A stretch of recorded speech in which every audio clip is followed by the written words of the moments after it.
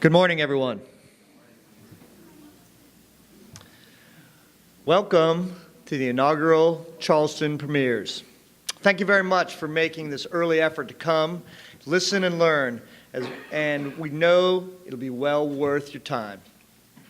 As a small publisher of legislative and regulatory content, as well as representing small publishers, I know myself firsthand the difficulties of promoting valuable content to prospective subscribers who continually are inundated by wide-ranging offers from large, well-funded companies.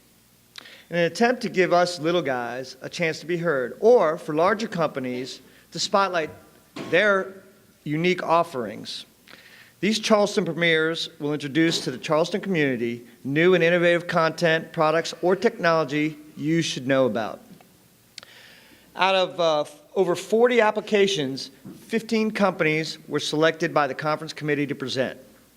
These 5-minute, back-to-back shotgun presentations will give you a great idea of all their products and services.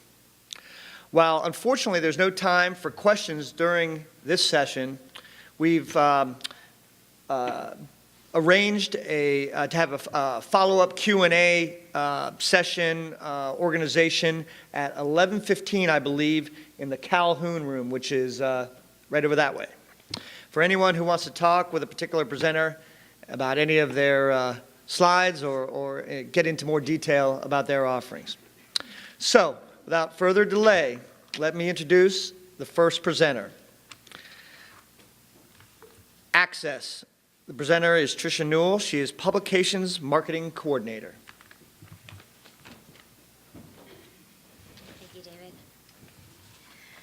Good morning. Again, I'm Tricia Newell, and I'm with ACSESS, which is the Alliance of Crop, Soil, and Environmental Science Societies.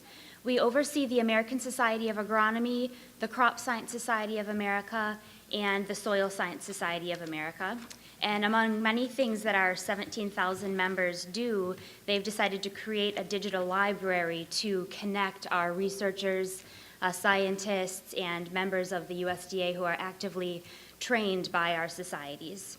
The digital library was created just over a year ago, and it removes the barrier for users to cross-search over multiple publications, multiple disciplines, and now languages, to easily and quickly find the resources they need, whether they're sitting in a lab or, head deep in a soil pit.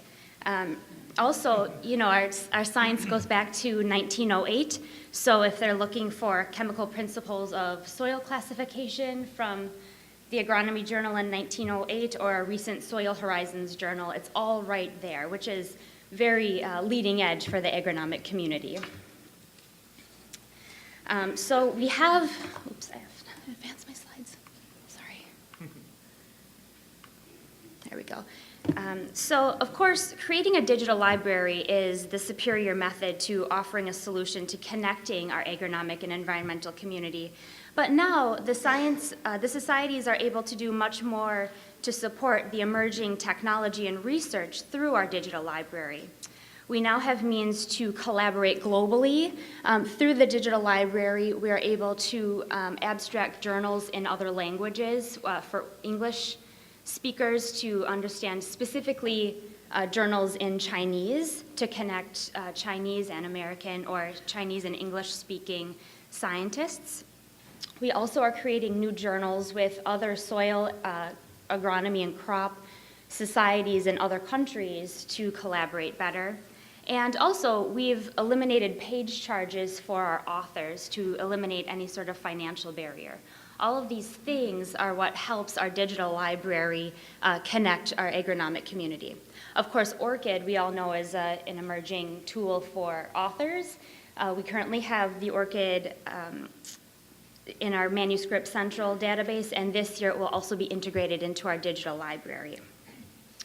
And another thing our society, as I've touched on, our societies do, we train all of the USDA technicians who are the liaison between the science and technology and the actual producers in the field. So this is something we'll be able to expand to other countries. Right now we have a program in Mexico and India, and of course it's unlimited of where else we can go. So what's new in our digital library? As I said, it's just been launched about a year ago. We already have new content being added. The former plant management network, applied turfgrass science, crop management, forage and grazing lands. Already we have some abstracts from the transactions of the Chinese Society of Agricultural Engineering, and our journal, Natural Sciences Education, will now include animal science subject matter in 2014. Throughout the next year and before 2015, we'll also be adding the Journal of Animal Science and Animal Frontiers, who we already publish for, and also the American Society of Animal Science meeting content.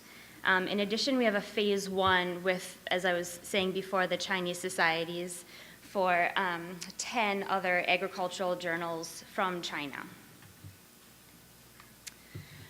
Other future plans that we have for new content. Thank you. Negotiations with other like societies for agriculture, soil, and crop research. A significant book publishing program looking at textbooks.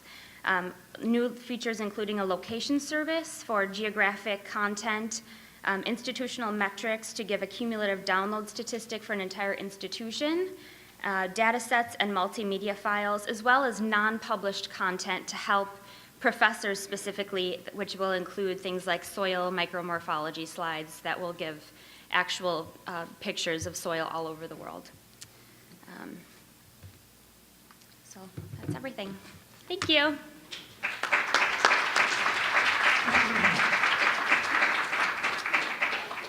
Thank you. Our next presenter from Bowker ProQuest, Laura Dawson, Product Manager, Identifier Services.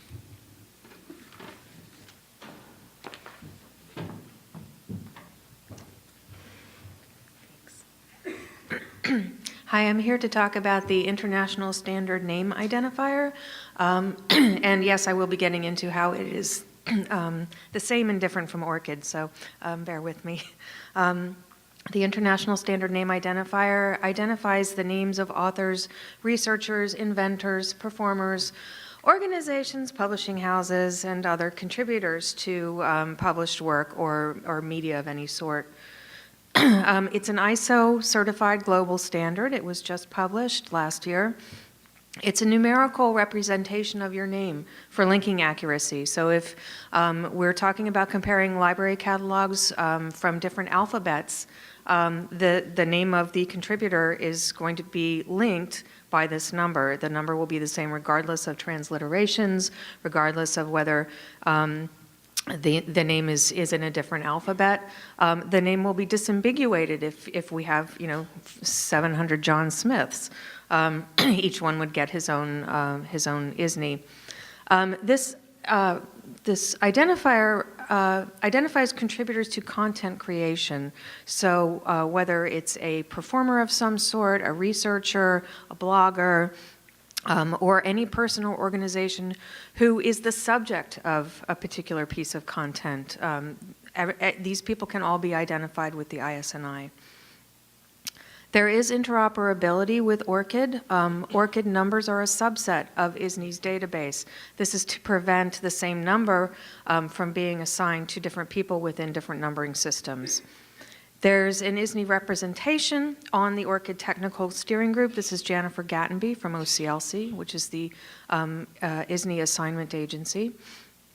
At this stage, a researcher can have both an ORCID and an ISNI, but the two organizations are working on aligning towards single assignment. And that is a holy grail. It's going to take us a while to get there, but it's something that we definitely want to achieve. The ISNI unambiguously identifies, oh dear, there, no. I am way ahead of myself. Okay, there we go. Identifies a public identity. It assigns a persistent and unique identifier and provides link resolution between disparate data sets. So it essentially serves as a bridge identifier, linking all these disparate data sets. It's a critical component, or is designed to be a critical component in the linked data movement. And as you can see, all of these different organizations who are currently using ISNI can communicate data sets with one another through the use of ISNI. And ORCID is actually using ISNIs to identify institutions, research institutions. ISNI's board is made up of representatives from IFRO, OCLC, the British Library, the BNF, CSAC, and ProQuest, which, just as a note, ProQuest is the only for-profit organization on the board of the ISNI. ISNI is useful for data quality purposes. ISNI applications, both individual and batch feeds, are systematically reviewed, they're merged, they're deduped. Manual correction is a critical part of this process, and there are big teams at the British Library and the BNF who are reviewing ISNI data as it comes in. Deprecated ISNIs remain linked and resolved to current ISNIs.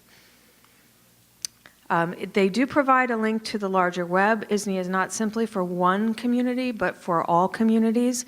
So if, for example, you have a music professor who is also a session musician, and he wants to link his recordings to his professional output, that can be accomplished via the ISNI. As I mentioned, it's a critical component in linked data and semantic web applications. And if authors and researchers want to use pseudonym functionality and separate identities, that's possible as well. This is just a list of folks who are receiving ISNIs, and a further list of folks who are using ISNIs. It's propagated throughout Wikidata. You'll notice ISNIs in Wikipedia. For example, there's Einstein's. ISNIs are being assigned retroactively, so it's not just on an ongoing basis, but for researchers who are no longer among us, like Einstein and Isaac Newton. It's important to note also that Bowker is in the process of doing a pilot with BookNet Canada to assign ISNIs to Canadian authors and specify them as specifically Canadian authors. The latest stats from the ISNI database, we have 6.8 million names assigned ISNIs, with over 10 million in the wings awaiting a match from another data set for corroboration. You might want to check to see if you happen to have an ISNI, because we've assigned ISNIs to books in print, VIAF, and a number of other large data sets, so you can go there. I will not be available for Q&A, unfortunately, because I have a flight coming up, but I will leave a stack of my cards here, and you can contact me if you need to. Thank you.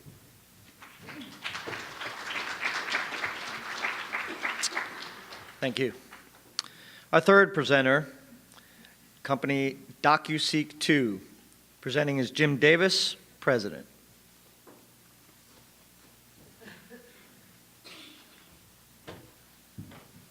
Thank you, David, and thanks everybody for coming out this morning. DocUSeek 2 streams social issue and documentary film. It's early, it's the last day of the conference, it's Saturday morning. What could be more appropriate than Saturday morning cartoons? So without any further ado, I'll let that go, and safe travels home, everyone.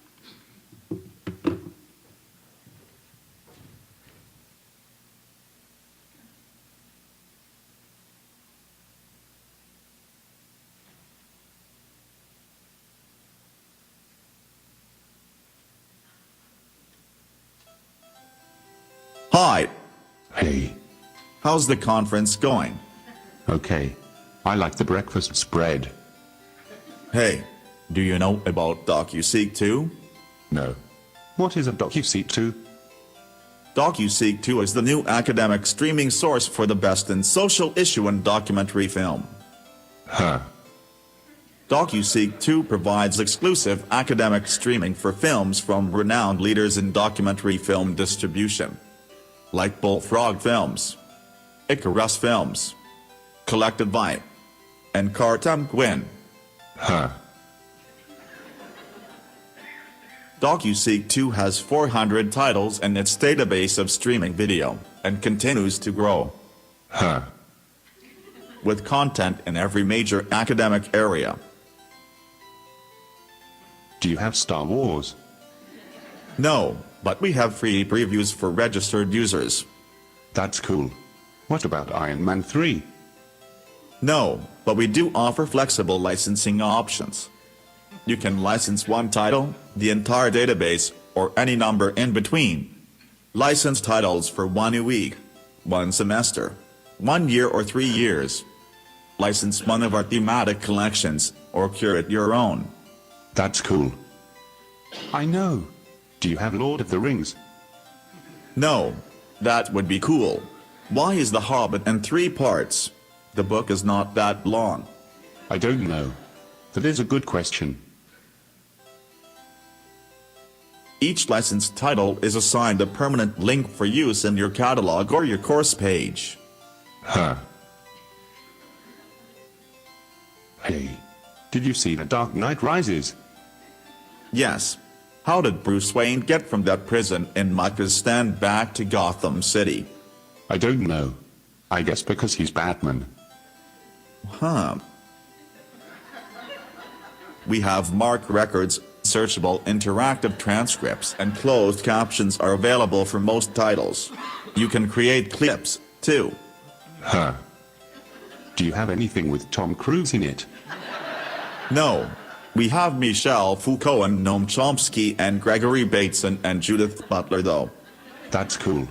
I like Michelle Foucault. She is pretty smart. You can order directly online. How about Matt Damon? No, but DocUSeek 2 provides detailed analytics on resource usage, how many views, what engagement rate, how many minutes. Maybe Ben Affleck? DocUSeek 2 features high-quality encoding, variable bitrate delivery, over a high-performance distributed content delivery network, to PC and mobile platforms. The Avengers would be cool. I'd like to see that again. Give DocUSeek 2 a test drive. Free 30-day trials of DocUSeek 2 are available. Do you know if they have any more bagels here? I could use another bagel.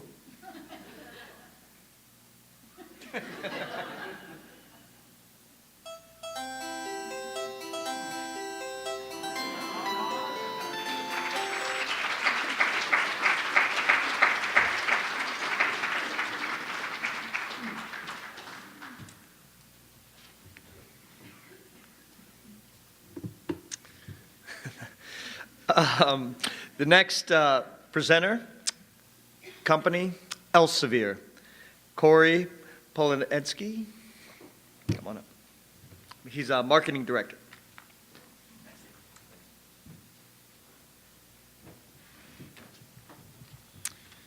Thank you. Good morning, everyone. Thanks for coming. Thanks for the chance to talk to you today. I want to start by asking you this question. What's the best starting point for scientific research that you could dream up for your patrons? This is Tina.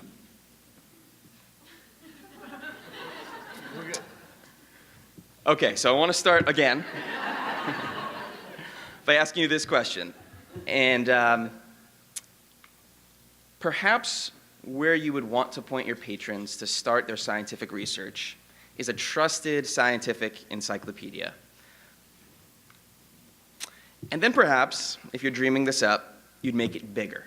You'd add lots and lots of scientific information in the topic of interest of your patron, as well as adjacent topics useful in interdisciplinary research. And perhaps you'd want that information to grow over time as the science progresses, so that new articles are continuously updated into this new massive encyclopedia. And what if it wasn't an encyclopedia at all, but a new form of content, an integrated research platform that included the richness of an encyclopedia, but also tools to aid fast discovery of answers, rich images, and links to related content in ebooks and in journals? And what if the platform was so easy to use that it drew comparisons to Wikipedia? And as long as we're dreaming, let's make this an encyclopedia-type tool that never gets old, ever, because it's continuously updated by a team of experts. every month with new content. What I'm describing is Elsevier reference modules on Science Direct. It's our newest offering. It's our flagship foundational reference product, and I have a short video to tell you a little more about it.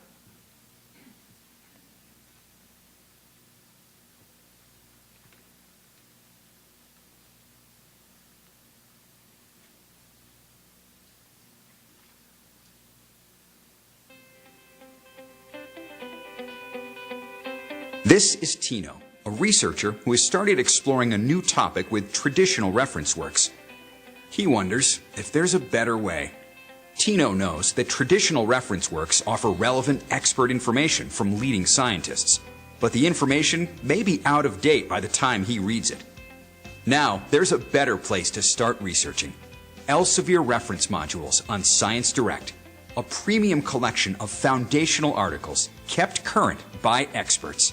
The articles that Tino sees in an Elsevier reference module are continuously reviewed for currency by an expert editorial board. On each article, Tino finds a timestamp marking the date of the most recent review. This assures him that he's using foundational content that reflects the most recent advances in the field.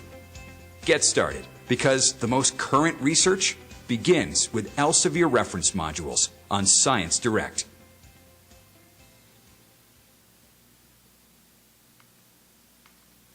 So that's reference modules. Just in September, we've launched the first 2 reference modules, and we'll plan to launch more modules every year for the next several years.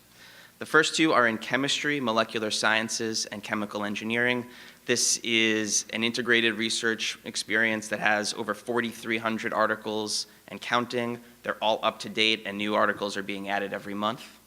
The other module, which we've already launched, is in Earth Systems and Environmental Sciences. This one has over 3,800 articles and counting. Again, they're all current and being updated every month. When our experts, the editorial board that you saw mentioned in the video, find that an article is still good science, they timestamp it so that researchers know they're getting the latest information. And when an article is out of date, our editorial board has that article revised or replaced. So reference modules are solving problems for your library patrons. We know that patrons often struggle with interdisciplinary research. They're being forced to learn something that's not their area of expertise. And so a product like this helps them quickly get up to speed.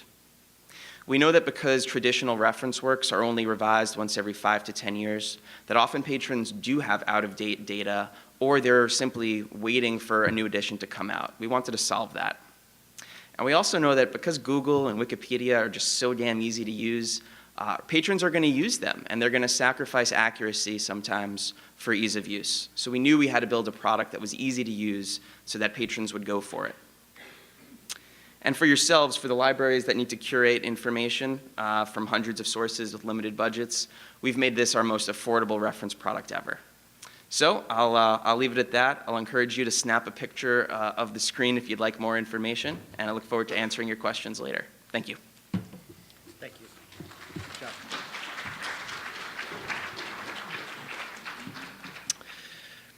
Our next presenter company, Harvard University Press. Emily Arkin, Senior Editor for Digital Publication Development.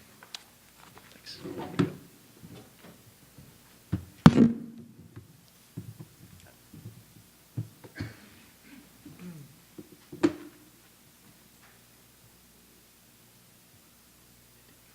Hello. I would like to give you a brief overview of the newly digital Dictionary of American Regional English. This is a project that Harvard University Press has been involved with for the past 30 years. It's been an enormous undertaking, making our way through the entire alphabet, and the project itself dates back to, its real seeds were in the 1940s. It was a research project where word wagons drove around the country with a questionnaire designed to elicit differences in how people use language from place to place in America. And so they interviewed people in 1,000 different communities. Thousands of people contributed answers, and they've recorded it with early recording technology, and this went on for a good swath of the 20th century. That was the initial seeds, and they've also done a huge review of the literature. It has references that date from the 1600s to the present day, and so it's just an enormously comprehensive dictionary that shows how diverse American language use is. And it's also just quite fun to browse through. It has all these really quirky words in it, and it has a really passionate following, and it's of interest to not only linguists and lexicographers, but also playwrights and criminologists, and it's really found all kinds of uses. So we're very excited to be bringing it out in digital form, where it can see more use, and we can do some things that can't be done in print. So one of the best ways to dive into the dictionary, there are two that are right on the homepage. One is just to browse serendipitously through the dictionary alphabetically, a little bit like looking through it. So we have a word wheel where you can skip to anywhere in the alphabet, and words may just catch your eye because they're funny or interesting or quirky or familiar. And then, but you can also use the interactive map to browse by region and really dive into a region and see the relationships between different areas. So you can select the Appalachians and then see that within it there's Western South Carolina as a part of that. And you can look at South Carolina and see which regions it's part of, South Atlantic and Appalachians, and you can see that Charleston is within it, for instance. And then you can find words that are connected to those areas, no matter how large or small that area is. The platform also has state-of-the-art search and browsing. It's built on Safari Books Online's Pub Factory platform, which is also what the Oxford English Dictionary is built on. There are some similarities in that it's a historical dictionary. But so you can search by any keyword, and you'll find not only there are 30,000 words in the dictionary, but there's also 40,000 variants and spellings and related words. So there's a tremendous amount of content you can find very quickly, and there's a lot of search and sorting features. You can filter it down to see just things that were informed by that original survey I was talking about. You can you can narrow it down by region after you do the search. And one of my favorite features is you can do a reverse search by definition to find synonyms. So in this case, I'm showing on the right that you can search for a definition sandwich and see all those different words for all over the country. People say hoagie and po' boy and wedge. And that's a really fun way to explore the dictionary. But beyond that, you can really dive into etymology, social usage, etc., with the searching. And then this is an example of an entry. One nice thing about the digital version is it really has room to spread out. All of the abbreviations are expanded that were in the dictionary. We still have the map illustrations that show you where individual informants gave these responses. And then you can read all the quotes, both from bibliographic citations and from the DARE survey. And I'm just going to play one of the audio quotes you can hear in line. Hush puppies, well, that's just like ham and eggs. Eggs go with the ham, hush puppies go with fish. Hush puppies are made from cornmeal and onions, a little salt, and you can put an egg in them. And after you cook the fish, then you fry them in the deep grease that you fry the fish in. So you can see how this is a fantastic resource for, performing arts, actors looking for regional accents. There's over 4,000 audio recordings in line in the dictionary, wherever you see a quote, and you can read along as you listen. And then finally, the other thing that's really a great new resource on top of the dictionary is the data behind that the survey was based on. So you can browse by topic, by food, courtship, farming. You can search by question, and then you can visualize when people give responses where that came from in the country and see the demographics. And you can even search by how would my grandmother have spoken, or how would this character I want to write in a novel have spoken. And we are about to start free trials next month. You can go to daredictionary.com to sign up now to learn more information. And I hope you'll check it out. Thank you.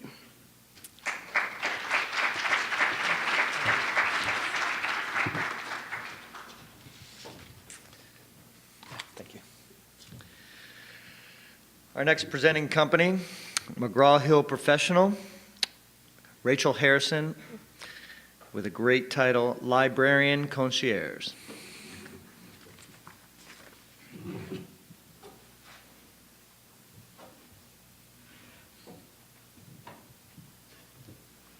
Good morning, and thank you for joining me to hear a little bit about what is Access Science and what's new in Access Science.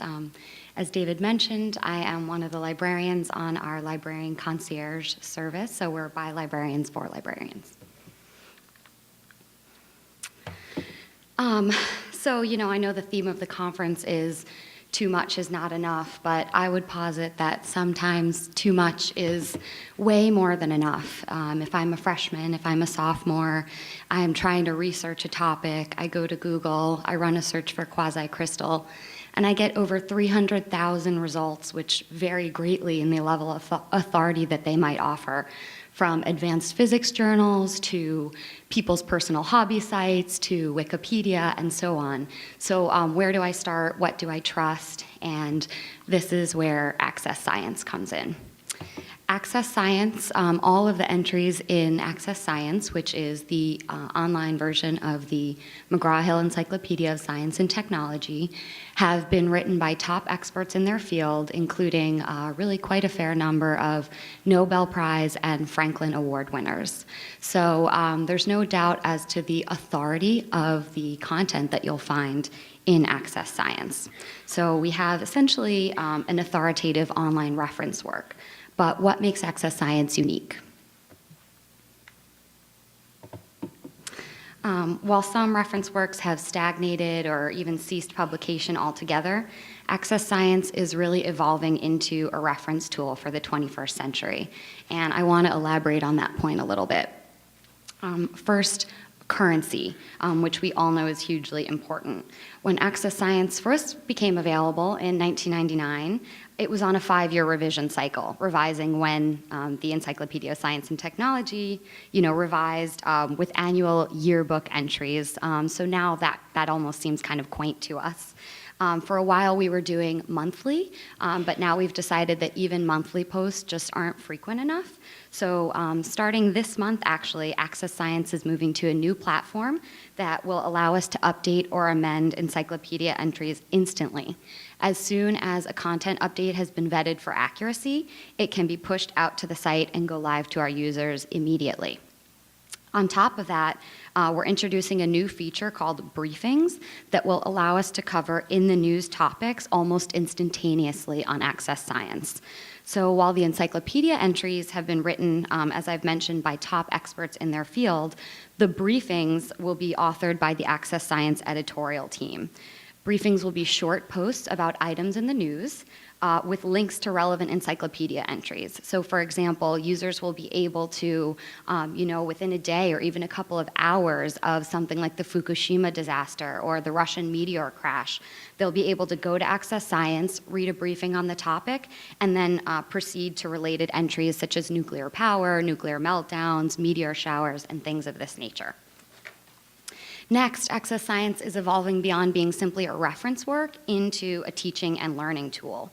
We're adding curriculum maps this month in core topics such as chemistry, biology, physics, and many more to come that will allow faculty to peruse all of the content on Access Science, whether encyclopedia entries, multimedia, images, and much more, available on a given topic, so they can have a really quick, easy overview of what content exists on Access Science in this area and what they may want to add to their syllabus from Access Science.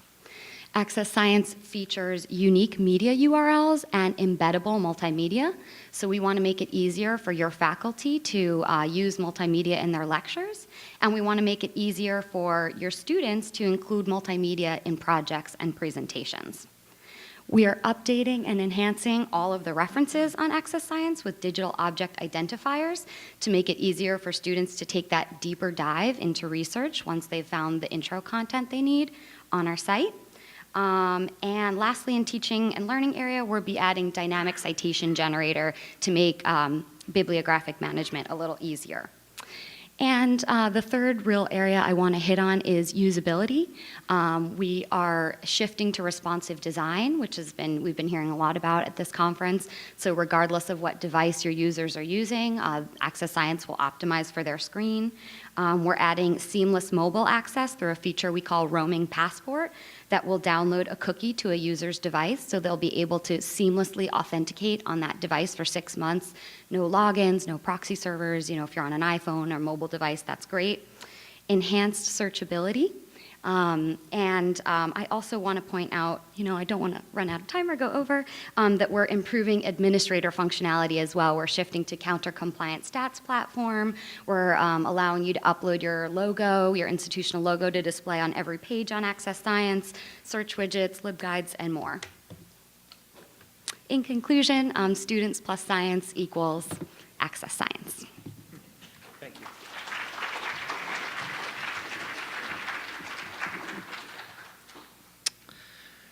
Our next presenting company, ProQuest Research Companion. Again, Laura Dawson.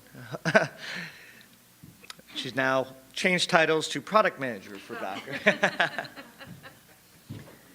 I am pinch hitting for some colleagues here. This is a product that they've asked me to present largely because my partner is an instructor at a community college, a writing instructor, and finds this very useful. The ProQuest Research Companion assists with information literacy. The ALA defines information literacy, as we know, as finding, evaluating, and using information. But we also know that many student researchers just don't have the education background to be able to do this sufficiently. And some folks find that even graduate students are suffering here. The ProQuest Research Companion helps students sift through the too much is not enough, and allows them to evaluate resources and use them sufficiently in their research papers. This was created by writing instructors and by librarians based on extensive research and feedback about what's necessary to teach effective research skills. And the primary benefit for librarians and instructors is that it provides researchers with a framework or a foundation for information literacy so that the instructors can then focus on more critical research skills. Supporting the information literacy instruction, the ProQuest Research Companion provides video lessons, applications of key information literacy principles, and it automates certain parts of the research process so researchers can get their information, and then move on to their assignment all in one resource. The modules are written in a conversational style to maximize retention and improve learning outcomes. This is a new way to research. The learning module section is there if you need more information or if you have questions. Or you can go directly to the tools section if you need quick answers to get moving onto your research. The topic aid delivers a topic overview to aid in research topic selection. The search aid helps researchers develop more effective search queries. Source evaluator tools, and this is the part I was most excited about, help you evaluate the resources based on criteria that the instructor provides, enabling students to get information, get moving. And it is optimized for any device. Responsive design is also a critical component here. So students can access this on their laptops, their tablets, their smartphones, what have you. The source evaluators replicate the simplicity of a single search box. Researchers can just type in the name of a source they're interested in or copy it, copy in a URL. The researcher can then determine if a periodical source is scholarly or not. And I don't know if you can see on the screen, but it does designate whether a source is peer-reviewed, who publishes it, what audience it's meant for, whether it's an academic or a general audience. The same principle exists for the book evaluator, and the website evaluator returns basic information about a website, such as the definition of the domain and who owns the site. So it gives context for the resources that the student is calling up. Unlike any other information literacy product, the ProQuest Research Companion harnesses the power of the unique data repositories from Ulrich's, Books in Print, and Summon to provide answers and context to students' most commonly asked questions. And that's it. If you have any further information, you can email my colleagues Adam Blackwell and Mary Beth Perrott. Thank you so much.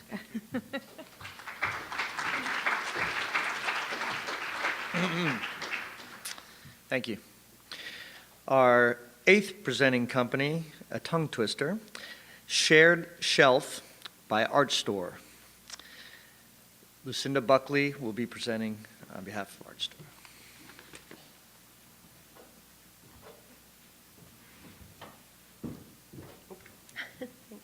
Good morning, everyone, and thank you for joining me this morning to learn about Shared Shelf. Now, Shared Shelf is a digital asset management platform which allows you to catalogue, manage, and share your local media collections. And the story of Shared Shelf is also really the story of ARTstor and the ARTstor Digital Library. And for those of you who may not be familiar with the ARTstor Digital Library, it contains 1.6 million images spanning the humanities, sciences, and of course arts. And although our subscribers have always loved the quality and the breadth of our ARTstor collections, one thing which we've always heard from subscribers is that even though they're really happy with the content, they'd also like to be able to use their own local teaching and learning media collections alongside the ARTstor collections. And so, after a successful pilot hosting project, Shared Shelf was developed in conjunction with 9 development partners. And as you can see from these logos on the screen here, these development partners really do span a wide range of different institute types and sizes. And so this has allowed us to create a platform which is really versatile and adaptable and which can be molded and shaped to suit a range of different needs and collections. Now, Shared Shelf has a subscriber base of around 90 institutes, and the community continues to grow. And there's really 3 main reasons for this uptake. The first is that Shared Shelf is a really efficient cataloguing environment. All of the cataloguing screens are completely customizable. Any metadata schema can be used. And the cataloguing screens provide access to a really comprehensive vocabulary warehouse, which includes a range of different integrated authorities. Secondly, it's a really cost-effective solution. Being a web-based, cloud-based service means that there's no need for any local on-site infrastructure, no need for any technical support or hardware on-site. And finally, Shared Shelf allows for the centralization of media resources. So media resources can be published to sit alongside the ARTstor Digital Library collections, acting as a one-stop shop for all media resource needs. And subscribers do have complete control over how broadly they share their content. So at the restricted level, subscribers can share within their institute, either to an instructor collection where instructor level users can only have access to these resources, or to all members of their institute via the ARTstor workspace. There's also the option for subscribers to share content with other Shared Shelf subscribing institutes, as well as the option to contribute collections to the ARTstor Digital Library, where they would then be accessed by around 1,600 subscribing institutes worldwide. And finally, if open access is something that's mandated or required, or something that you're interested in doing, then there's some options for that as well. So you could choose to publish to Shared Shelf Commons, which is a free resource. It's an open access publishing target for Shared Shelf.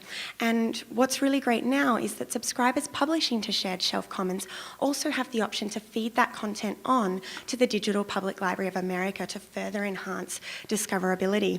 And a final publishing target, which is open access, is Omeka's web exhibition platform. And so Shared Shelf does publish to both omeka.org and omeka.net. Now, because Shared Shelf is being used to support and manage such a vast range of different collections, I'd just like to share a couple of quick case studies with you so that you can get an idea of the different ways in which Shared Shelf is being used. And the first case study I'd like to share with you is UC San Diego's Zambian Storytellers collection. And this collection chronicles the lifelong fieldwork of Professor Robert Cancel, who has spent his entire life documenting Zambian storytellers in Africa. And this particular collection is a really great example of the collaborative nature of Shared Shelf and the ability to undertake collaborative cataloguing. So Professor Council actually uses Shared Shelf. He logs into Shared Shelf himself and he enters really extensive descriptive data into a description field. And then the UCSD librarians come along and they add in all the important metadata, all the keywords, and this results in a really rich and well-documented collection. Another great use of Shared Shelf comes from NYU's Institute of Fine Arts, and they're using it to support their archaeological projects. And they're actually using Shared Shelf in Abydos in Egypt on the dig sites. So this really highlights the cloud-based nature of Shared Shelf. They're able to use this software on site to actually catalogue and document artifacts as they're excavated and as their work unfolds, which is really quite exciting. And I'm just about out of time, but one final collection which I'll point you in the direction of is UMass Boston's Field Guide of Biodiversity Images.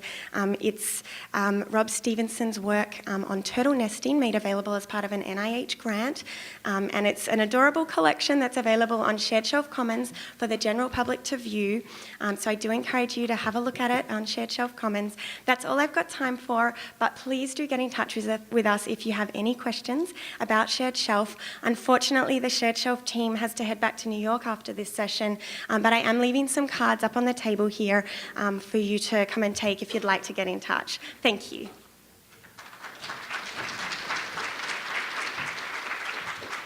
Thank you.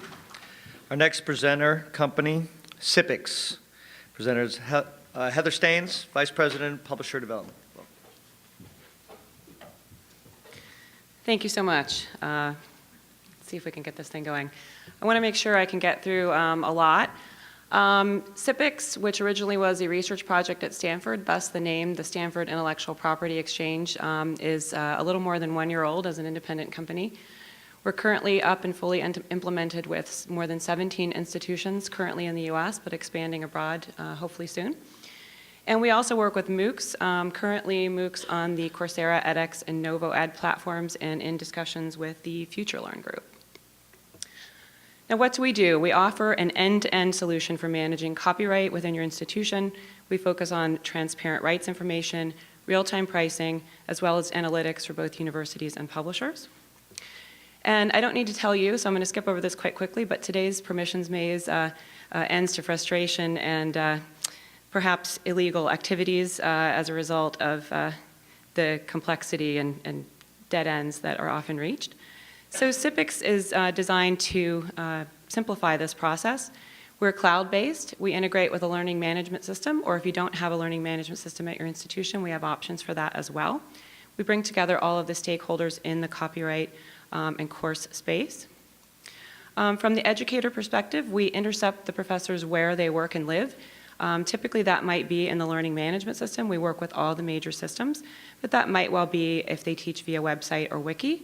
Our SIPX links work in all of those options. The professor can see if an item is held by his institution, and thus he can use it at no additional charge. And if there is no holding that covers his desired reading, he can see in real time what the price to use that item would be. At the end of the term, he receives analytics back, so if there's an item his students are not using, he can decide whether he wants to change his reading list for subsequent terms.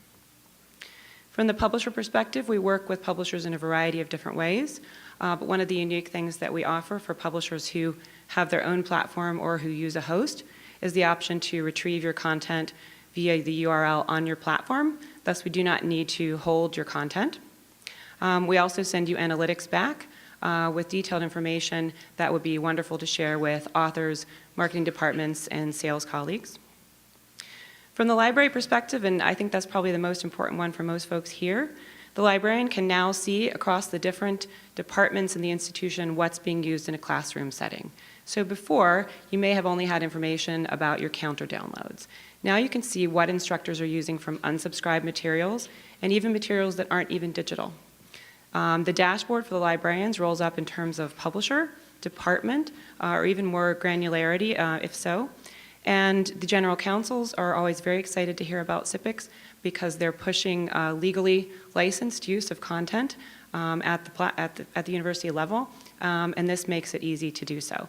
We also include metadata for open access and public domain content as well. From the student side, it's about convenience.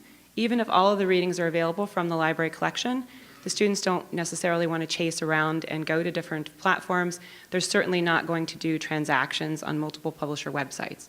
They can come in, get all of the readings at once, or they can come in on an individual level and choose the items that they desire. Just a few words about MOOCs. We have been working with MOOCs now for a little more than a year. We receive the reading lists from the instructors and do the negotiations with the publishers. So if that content is available at a charge, we discuss that with the professor. The links then move into either the MOOC platform or the university's online learning environment. Everybody who's involved receives analytics back about who's accessing the content and from where in the world. One of the things that we license from Stanford is the opportunity to put in place differential pricing. Right now we're doing geo-pricing with 4 of our MOOC courses, offering the opportunity for folks coming in from emerging economies to get content at 50% of what students who are coming in from more developed economies see. We could do 10 tiers, we could do 50 tiers. We're trying to keep it simple because it's a new thing. Just a quick snapshot of 3 of the MOOCs that started in September. And you can see the gold-colored one is an organizational analysis MOOC, a sort of business sociology perspective. The red and you can't really see it that well here. The blue and the red are some MOOCs that started a little bit later, so you can really get information about where in the world interest is by topic. Finally, I just wanted to give you, this is across thousands of transactions that we've done, various price points at which the content has been purchased. We've been providing licensed content into MOOCs for more than a year now. We know that you receive lots of requests from within your institution to support MOOCs, and while we are not a MOOC creator, we're happy to help you along with that process. We will be here for the question and answer stage later, and shamelessly I would say come by and ask me a question about SIPX, and I'll let you try on my Google Glass. Thank you.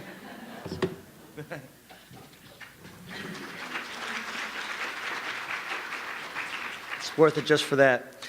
Our next presenting company, SPIE. Brad Ferguson, Senior Director, Finance and Administration.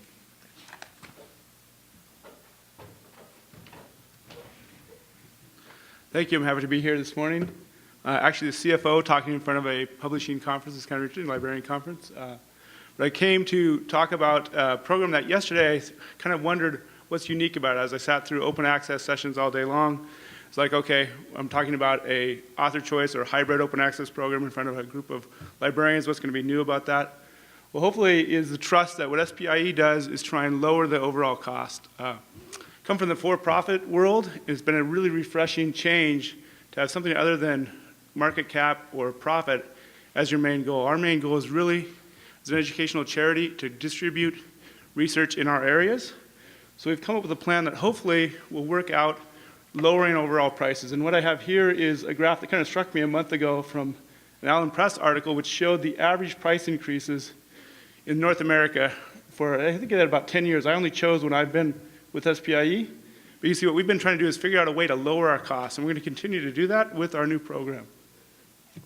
Say, author choice, we have an opt-in. This is a CCBY open access gold program. It has a very low access fee, and we hope to keep it as low as possible. It may have to go up in the future if journals can convert over to fully open access. However, we hope to keep that price point very low when we get there. We do also offer an opt-out, which is still a green open access program. Where's it at? We charge $100 per page for open access, and that's unlimited amount of pages. You can have as few or as many as you want. We see the average is about an $800 fee for open access. Right now, about a third of our authors have chosen to go this way in 2013. That's up from 3% in 2012 when we had a typical, pretty standard open access program.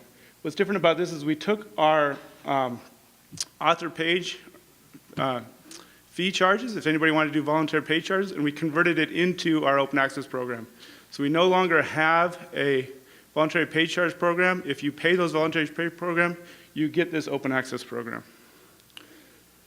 Why do we go this route? Really, like I said, starting out, we're trying to figure out how to get distribution costs of scientific research lower. We hope as the end result, we lower both our subscription fees and come out with a open access fee that's sustainably at a lower level than the average level out there today. I will be here at 11:15. I look forward to any questions that anybody has. Thank you.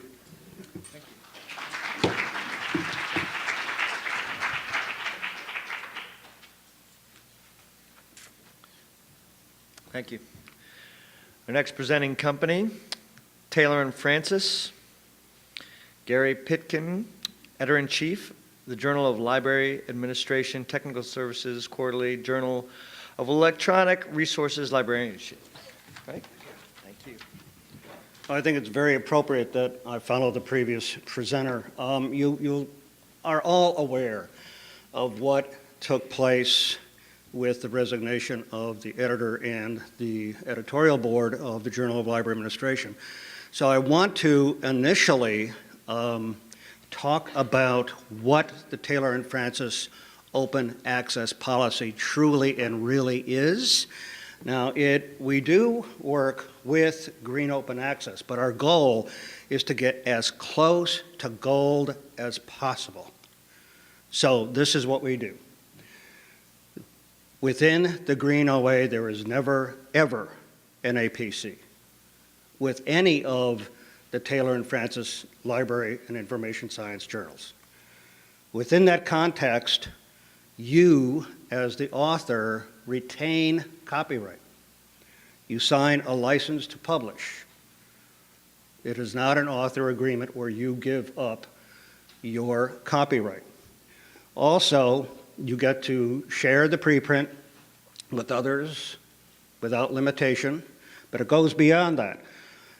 You contribute the postprint manuscript. You are allowed to put the postprint in your institutional repository. And it's important to understand that what we mean by postprint is it's not the version of record, but the only difference are the small changes that are made during the proof process, and it doesn't have the Taylor and Francis logo. Only difference. In addition to that, you are allowed to put the postprint on Blackboard, any curriculum website, so that if you are using it with course instruction. In addition, you get what we call tokens. For the PDF that is the version of record, you are allowed to provide that free to up to 50 people or institutions. So, and there is no embargo, not a single day of an embargo. So our attempt is to remain green, but to get as close to gold as possible with no expenses, no charges to authors. Now, within the website at the bottom, that is where you can see all of this in terms of the official policy.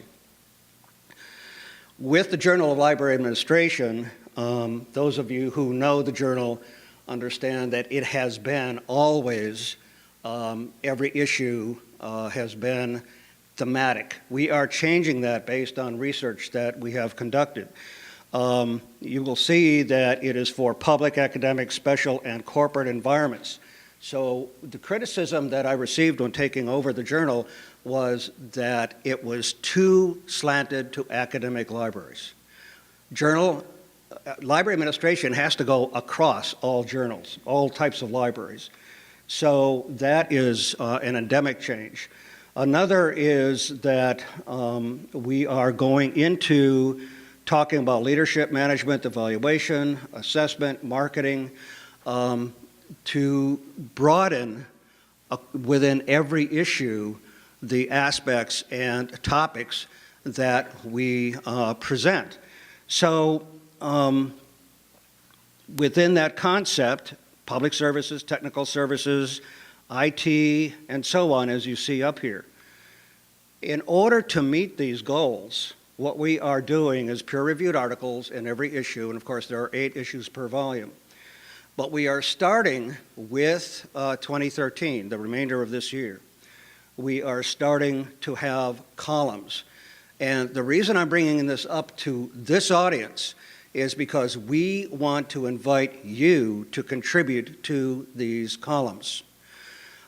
Stacy Seek, who is the associate editor for Library Science Journal. Stacy, you want to wave? Stand up, dance? No. But Stacy will be at the Q&A. I can't be there. I am also, will be in the air someplace. But in even-numbered issues with the columns, you see we have very prestigious column editors, being George Makovec, doing columns on library networking and cooperation, Kim Leader on community colleges, Jim Agee, who has worked all around the world, is going to do a column on international perspectives. Then we have a column on IT and management, and then in the, and Maggie Farrell, who's at Wyoming, on leadership, administration, and management. This is for the public library column, and a column on strategic planning, assessment, and evaluation, and then special libraries.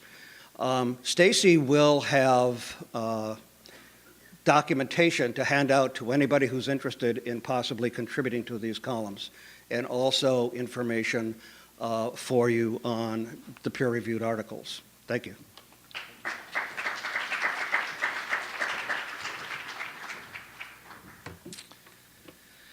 Our 12th presenting company, the American Society for Microbiology. Martha Whitaker. She is the ASM Science Platform Product Manager. Thank you. Thank you. Good morning. I am, as Dave said, the Platform Project Manager for ASM Science, which is our new digital publications platform. I want to give you a little bit of background about what the American Society for Microbiology is. We're the oldest and largest life science membership organization in the world. We were formed in 1899 with 59 members, and today we have close to 40,000 members. A third of those are international. So despite our name, American Society for Microbiology, we truly are an international organization. Within the ASM, we have two publication programs. We have the ASM Press, which is responsible for our books and also publishes two periodicals, EcoCell Plus and Microbiology Spectrum. And then we have ASM Journals, which are our journal publications, obviously. Some of the most widely well-respected, esteemed periodicals in the field of microbiology. We have two open access journals, MBio and Genome Announcements. But it's the ASM ebook offering that I'm really here today to talk about, because ASM Science, which is our digital publications platform, premiered with an offering of our ebooks. We cover the topics that you see here, and it's not just hard science. It's clinical microbiology, it's history of science, it's general interest. We even have some some children's books, but unfortunately our children's books are not available in ebook format. But we didn't have a platform. The only way you could purchase ASM's ebooks was through our e-commerce website to download, and we knew that this was not suitable for the needs of libraries. So we were eager to get a digital platform. And ta-da, now we have one. This is ASM Science. It's a simple name to remember, ASM Science, all one word, .org. Go to our website. And we initially launched about a little over a month ago. We have about 200 books available, ebooks available. The platform, the interface itself, is intuitively designed to promote ease of use for users, but we also know that librarians have needs, sort of back-end needs, so we have a very nice back-end which allows e-resources librarians to do IP management, download MARC records, get your counter compliance statistics, and those sorts of things. The key features that I want to talk about today specifically are, of course, discoverability. We're indexed in Google. We also have arrangements with all of the major discovery layer tools, EDS, Summon, Primo, OCLC, WorldCat. We have no DRM, so that once you purchase, either through perpetual access or subscription, access to the eBooks collections, you can use them however you want to. You can, oh, I thought you were telling me I was sorry. I'm talking really fast, I'm sorry. You can use the download chapters. We have chapter level information. We have chapter level metadata. You can use them however you want. It's perpetual access. But I want to also say, and the books are interlibrary loanable, so there's really no restrictions on what you can do with the collection within your institution once you've purchased it. But I also want to talk about a little bit about semantic enrichment, because all of our text is semantically enriched. And there are people in this room, I'm sure, who know a lot more about semantic enrichment in a technical sense than I do, so I'm not going to do that, and I don't have time. But I want you to know that our electronic texts are semantically enriched. We use a company called Thieme. It's a French company. And what they do, and this is important because I know there's been a lot of conversation about the importance of subject metadata. Semantic enrichment is a software by which the meaning of your text can be construed rather than just forcing people to search on keywords. You actually can search on the meaning. Let's see. One more. In early 2014, all of our journals and books will be available on the ASM Science platform, and I will be in the room, and probably some of my colleagues from ASM will be in the Calhoun room to answer questions at 11:15. Thank you very much for your time. Can I have your clicker? Thank you. Thank you. Our next presenting company, Thieme. Alexandra Williams, Regional Sales Manager. Thanks. I do. Hi, hello, I'm Alexandra Williams from Thieme Publishers. For those that don't know us, we are an independent family-owned publishing company in science and medicine. We go by a few different things in the US, Thieme, Thieme, but the correct pronunciation is Thieme, so now you know. So like I said, we publish in medicine and science, but I'm going to focus on some of our new medical platforms today. Hang on.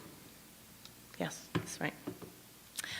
Our medical resources in the clinical medicine field tend to publish in, niche clinical specialities. The niche areas where we're particularly strong are neurosurgery, orthopedic surgery, radiology, otolaryngology, and a lot of other surgical specialities. Our clinical resources are known for being practical and highly useful, so we tend to publish handbooks, how-to manuals to surgical procedures and clinical techniques, rather than more kind of marginal reference texts. We also publish a lot of core texts for residency programs and exam preparation. And our books are known for being richly illustrated with beautiful and detailed images, so these are often large atlases with very high production values. We have a lot of original illustrations, what we call digital watercolors. These are actually created by medical illustrators in software products, photographs, radiographs, scans, and videos, and so on. So the question for us was how to deliver these resources, these real desktop manuals to the clinicians while representing the quality and the utility of the original publications. And how also to integrate the diverse available for study and reference on each of these topics to ensure a fluid experience for the user. So our answer to this has been to develop a suite of multimedia platforms in the major clinical specialties in which we have a comprehensive publishing program. The first platform to go live earlier this year was Thieme Neurosurgery, followed by Thieme Spine, which is spine surgery and post-surgical therapies, Thieme Otolaryngology, which is quite difficult to say, and Thieme Medlantis Radiology. And our goal in the development of this suite was to create, number one, a one-stop shop for the clinician at point of care or point of work. Number two, to develop a study and self-assessment tool to support residency and fellowship programs in the specialty. But we also wanted to enhance the library collection in the areas of your institution's clinical strengths and teaching programs. So we do have deep links to all of the content on the platform, especially the ebooks, to enable this content to be integrated into your traditional library discovery systems. So what do the platforms contain? I'm going to start off with Thieme Neurosurgery, which was the first platform to go online. Thieme Neurosurgery is the most comprehensive source of information on neurosurgery that's available online. It includes all of our ebook content all the way back to the year 2000 and classics from the archives, our e-journals in this speciality, and a search across the platform will also search out to the primary literature via PubMed. The platform also includes hundreds of step-by-step illustrated procedures. And these are procedures on the neurosurgery platform covering neurosurgical techniques. These are peer-reviewed, written by our authors original to the platform. Within the procedures, we have embedded videos demonstrating surgical techniques. So we don't have any elephants or zebra, but we do have lots of videos of clinical techniques and surgical procedures. The platform also contains an image and video database, the neurosurgery, The platform contains an image and video database. In this case, the neurosurgery platform has over 30,000 images in neurosurgery. These can be searched directly, but all of the images that are embedded within the publications on the platform can also be exported and downloaded into other applications. So we are allowing users to develop their own materials, teaching and research materials from the content that's on the platform. Medlantis, our radiology platform, also includes video lectures, and these have been developed in collaboration with the University of Toronto Health Network. And there's a video to cover every course really in a typical radiology residency program, and the series is expanding with additional topics, special topics in areas of new development. In addition, we do have a continuing medical education module, and this allows users to view videos, review the content, answer quizzes in order to accumulate CME credits. And the final module is an interactive self-study and self-assessment tool, this one clearly in radiology, to support residency programs and preparation for the very challenging board exams. The content flows across various devices, PCs, mobiles, iPads, tablets, and the end user account customization follows the user across these various platforms. All right, I think I'm out of time. I won't be able to make the question and answer session later either. I do have a flight to catch, but if you would like more information about these platforms or any Thieme products, do either contact myself or a Thieme representative. Thank you.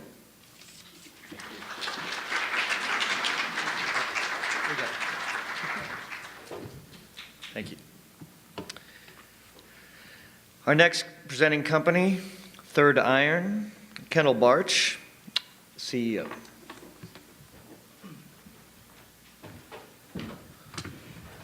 Hey, good morning. I'm Kendall Barch. I'm the CEO of Third Iron, and really what I'm here to do this morning is just provide a year update. If you're not familiar with Third Iron, we are a relatively new library technology company, and our aim is really to develop innovative technologies for the library space. And the first product that we released almost a year ago is called Browsine. So really what I want to do, like I said this morning, is just provide a review of how it's been going, what we've learned, and what you can expect next from Third Iron relative to Browsine. If you're not familiar with the product, it's really predicated on three pretty simple ideas. The first is that browsing and reading journals is not only very useful, but it's really fun. And the second sort of idea out there is that a lot of the ways that publishers and technology providers have thought about journal interaction is primarily from the search box experience.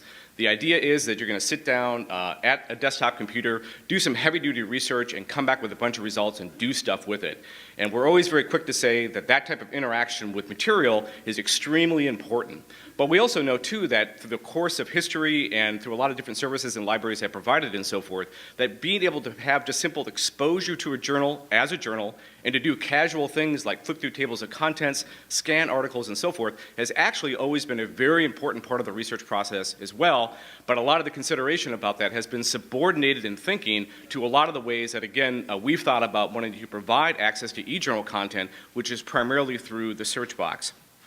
The third kind of idea behind Browsine is, again, a pretty obvious one, which is, guess what? There's lots of mobile devices out there, and people are interacting with ebook content and magazine subscription content all the time in their mobile device. In fact, I'd like to take a quick poll of the room. How many of you have a mobile device in this room? Okay, how many of you use it to read ebooks? Great, and how many of you use it to do things like read Apple Newsstand or Zinio or things like that to read magazine subscriptions? Right, lots of people in the room. So again, the obvious point that we're trying to make with Browsine is that we should be able to deliver the same level of service to end users, not with sort of popular magazine content, but also with scholarly content as well. So that's really kind of the idea what we're doing with Browsine. Like I said, Browsine's been available for just about a year now. We have over 150 libraries that have come on as subscribers that have evaluated the product. About 70% of those have adopted Browsine within the last 6 months. So we have libraries across 8 different countries around the world right now. So we've just had a very positive response from the library community, which has been very exciting for us. And as much as we love working with libraries, what's also great too is to actually hear from end users as well. So we obviously sort of monitor social media and so forth, and really what we're hearing at the end user level is that they just love using Browsine. It's a terrific, easy, fun product to interact with, and again, it connects researchers in a way that really conforms to the expectations that they have, which have been influenced by things like Kindle and Apple Newsstand and Zinio and so forth. It conforms to the expectations about how they want content, journal content, to be delivered to them, and it provides a very personal way for them to be connected with the literature that's available from their library. Because at the end of the day, if you're an anesthesiologist or an anthropology student or a faculty in sociology, the chances are there's probably about a dozen or so journals out there that you really want to read, or you probably should be reading, but just because of the way that all the content now has primarily been arrayed within libraries, you just sort of lost track of those journals. So Browsine, again, allows the libraries to present the journals as journals for individuals in a very personal way to connect and to read that literature. So what are we seeing in the marketplace now that Browsine's been out for about a year? The first, again, is that browsing and searching are complementary but very different types of interaction. And that a lot of the tools and services, again, in our view, that have been developed for libraries to deliver e-journal content are really based around the idea of hardcore desktop research where you sit down with an intention or a topic that you want to do research on and you get a bunch of results back. Again, very important part of the research process, but it's not the only one. In fact, we know that one of the primary ways that researchers stay abreast of what's going on in terms of in their field, how they stay engaged with their colleagues and so forth, is more of a casual interaction with information, scanning tables of contents, flipping through articles and so forth. So we really find that browsing and searching are complementary behaviors, but there's just been a lot of thinking about searching and not a lot of thinking about browsing in the last 10 years or so. The other is that visualization is an aspect of discovery. When I walked into a library 20 years ago, I saw lots and lots of print journals on browsing shelves, and it provided a way for me to understand the breadth of literature that was available from my library, and depending on how it was organized, it allowed that serendipitous interaction and awareness about what information is also available for me. Now that, by and large, print is gone, the print browsing rooms have been converted into coffee shops and so forth, a lot of people just don't even know what e-journal content's available. So Browsine provides a very intuitive way for us to visualize that content. Finally, another point that we're finding with Browsine is that we're really providing a lot of additive data. On the mobile space, there's just a lot of really great things that we can do in order to deliver a lot of information about end-user interaction of journals, which complements Counter. Finally, what's next for us real quickly?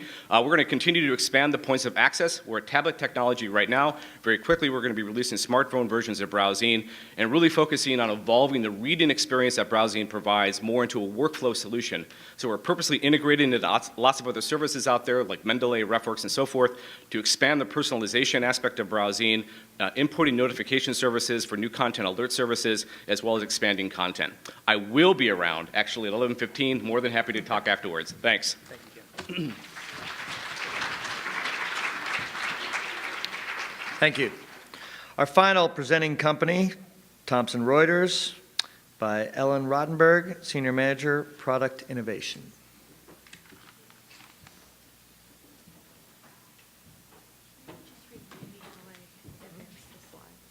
Can you just remind me how I advance the slides? Just push this button. Perfect. Okay. Well, good morning, and thank you for hanging out for the last presentation. I hope I make it worth your while. My name is Ellen Rottenberg. I'm Senior Innovation Product Manager for the Scientific and Scholarly Research business of Thomson Reuters, and I'm super excited to be with you today. We have a lot of really cool stuff happening. So, before I discuss what's new, let's take a trip back in history.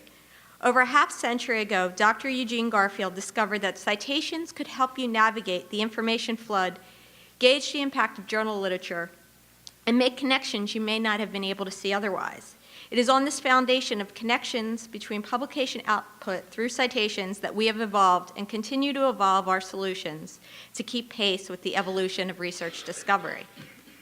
But of course, the world is a lot different today than when Dr. Garfield first made his discoveries. With advances in technology, the expansion of types of content, different languages, different types of users, and so on and so forth, has led for a need for more tools to navigate this overload of information. At Thomson Reuters, we take a customer-driven approach to the development of our tools and services. The next generation of insights and Web of Science have been designed and developed based on market evidence, customer panels, and user feedback from the various types of users. And with that, I'd like to introduce to you the next generation of discovery and analytics tools built for greater integration of content, access to content, and an overall improvement to the user experience. So first, we'll talk about the next generation of Web of Science. Coming in January 2014, the next generation of the Web of Science brings together the most trusted sources of scholarly content and new standards in online search in one easy-to-use environment. Starting with the trusted collection of high-impact content, the Web of Science uses citation connections to map paths from core literature to the broadest set of citation literature, resulting in over 90 million records and more than 800 million cited references. So what's notable about this release? There's a lot. I mean, one is we're elevating our flagship brand, Web of Science, to be the platform brand, replacing the Web of Knowledge. Secondly, we've done a lot of work in making the interface more intuitive, have a single search box that accepts natural language queries. We've done a tighter integration between some of the journal metrics we offer between the JCR product and the ESI products within the journal record. So it's pretty exciting. We've also continued to expand our regional content with the introduction of the CLO database covering publication output from Latin America and a variety of other countries. Okay. The next product I'd like to touch on is Insights, available this month, November. The next generation of Insights is a visually rich, customer configurable, unified platform for research assessment and analysis activities. It's the only solution that allows the folks at your institution to use your data in combination with Web of Science. The platform showcases the interoperability of the variety of data points and metrics to help make key decisions in regards to talent acquisition, resource allocation, and benchmarking and analysis of activities. In addition to what we offer within the platform, we have custom analytics and reports that can be run by Thomson Reuters. It's a very cool interface. It's completely configurable. What you see here, these little orange boxes are tiles. You can move them around, send out reports. It's very cool. If you have a need for this type of product at your institution, I highly recommend you take a look at it. The final thing I want to talk to you about is a very exciting project we've been working on. It's a collaboration with Google Scholar, really to ease research discovery. We have been running a pilot with top research institutions since July, and we'll be rolling it out across our customer base until late this year, early next year.